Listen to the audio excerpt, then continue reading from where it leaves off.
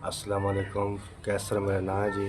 रंग दा काम करता आसन, छोटे छोटे बच्चे मेरे रंग दा काम करके पेट पालदा आसन। मजदूरी की खातर जी गया, दूजी मंजिल ते डिग्गा, पैर दोवे टुट गए न, बज गए न, बेकार हो गया। छोटे छोटे बच्चे न, मजदूरी नहीं कर सकता।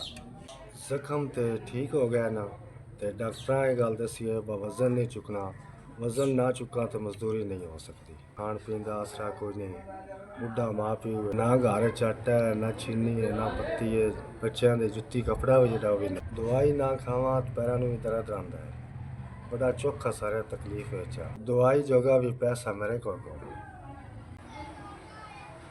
मेरे भरावां मेहरबानी ताड़ी, अल्लाह पाक ज़ात खुशबाद रखे। लाडा दिते 5000 रुपया मेरे को पहुँच गया है।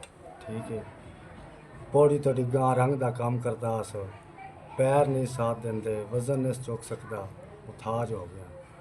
भला होवे ताड़ा।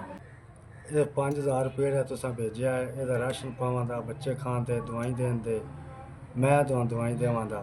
अल्लाह पाक ज़ात खुशबाद रखे, चोखा देवे।